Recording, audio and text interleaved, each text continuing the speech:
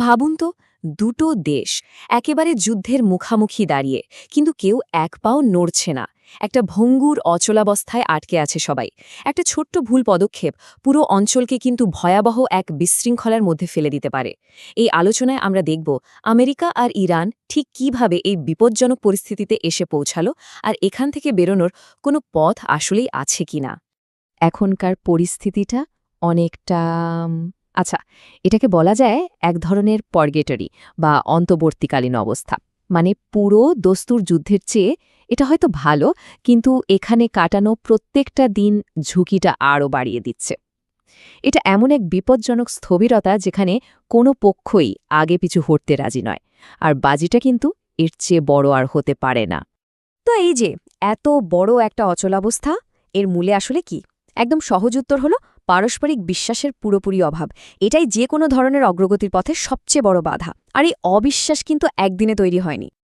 একটা সময় কিন্তু আশা দেখা গিয়েছিল ইসলামাবাদে। প্রায় ২১ ঘণ্টা ধরে আলোচনা চলছিল, আর কিছু বাস্তব অগ্রগতিও হচ্ছিল। যেমন আমেরিকা কথা দিয়েছিল লেবাননের যুদ্ধবিরতি কার্যকর করার, এবং তারা সেটা করেও ছিল। এর জবাবে ইরানও কিন্তু হরমুজ প্রণালী খুলে দেওয়ার ব্যাপারে একটা ইতিবাচক ইঙ্গিত দেয়। কিন্তু ঠিক যখনই মনে হচ্ছিল সব ঠিক হয়ে যাবে, তখনই সব ভেঙে পড়ল। প্রেসিডেন্ট ট্রাম্প হঠাৎ করেই পুরো খেলাটা উল্টে দিলেন। তিনি নিষেধাজ্ঞা তুলতে তো রাজি হলেনই, উল্টো টুইটারে এমন সব ছাড়ের কথা বললেন যা নিয়ে আলোচনাই হয়নি। ইরানের জন্য বার্তাটা ছিল একদম পরিষ্কার: আমেরিকার প্রেসিডেন্টের কথায় ভরসা করা যায় না। তো ইরানের দিক থেকে ভাবলে এরপর আর আলোচনার মানে কি দাঁড়ায়? পুরোটাই তো তখন অর্থহীন হয়ে গেল, তাই না? তারা এই সিদ্ধান্তে এলো যে আমেরিকা আসলে নির্ভরযোগ্য কোনো সঙ্গী নয়। আর যখন একদম সর্বোচ্চ পর্যায়ের কথাই মূল্যহীন হয়ে যায়, তখন তার আলোচনার কোনো ভিত্তিই থাকে না। আচ্ছা, ব্যাপারটা কিন্তু শুধু বিশ্বাসের অভাবেই থেমে থাকেনি। এই সংকটটা আরও জটিল হয়েছে কিছু মারাত্মক ভুল হিসাব নিকাশের কারণে। এই খেলার যে মূল খেলোয়াড়রা, মানে আমেরিকা, ইরান আর ইসরায়েল, তারা একে অপরকে বুঝতে গিয়ে কিছু মৌলিক ভুল করেছে, যার পরিণতি হয়েছে বেশ ভয়াবহ। প্রেসিডেন্ট ট্রাম্পের এই কথাটা কিন্তু খুব গুরুত্বপূর্ণ, কারণ এখান থেকেই বোঝা যায় আমেরিকার ভাবনাটা ঠিক কোন দিকে যাচ্ছিল। তারা সত্যিই বিশ্বাস করত যে ইরানের নেতৃত্বে বিভেদ আছে, তারা বিভ্রান্ত, আর এই ধারণাটাই মার্কিন নীতির মূল ভিত্তি হয়ে দাঁড়ায়। তাদের বিশ্বাস ছিল চাপ দিলেই ইরানের সরকার ভেতর থেকে ভেঙে পড়বে। কিন্তু বিশেষজ্ঞরা, যেমন ধরুন ভ্যালি নাসের, বলছেন যে এই ধারণাটাই আসলে একটা বানানো গল্প।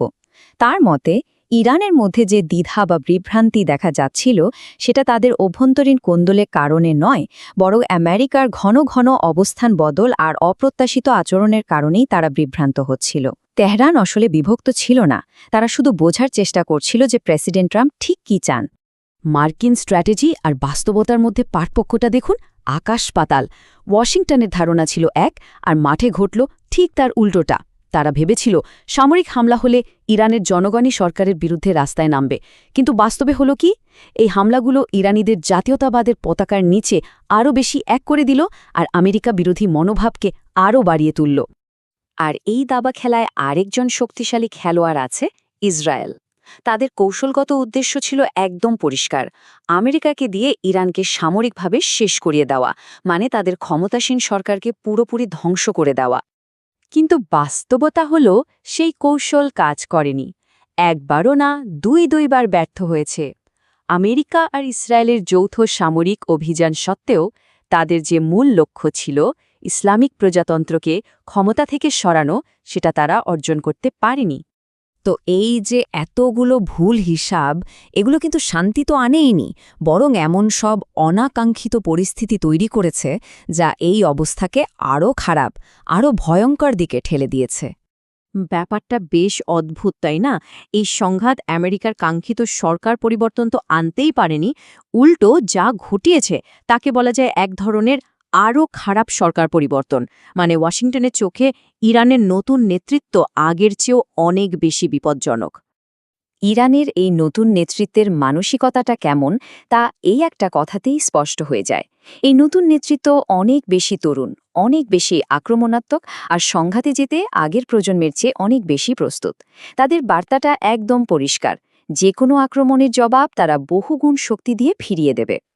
তাহলে চলুন এক নজরে দেখে নিই মার্কিন সামরিক কৌশলটা কেন কাজে এলো না। 1. এটা ইরানকে দুর্বল করার বদলে আরও শক্তিশালী করে দিল। 2.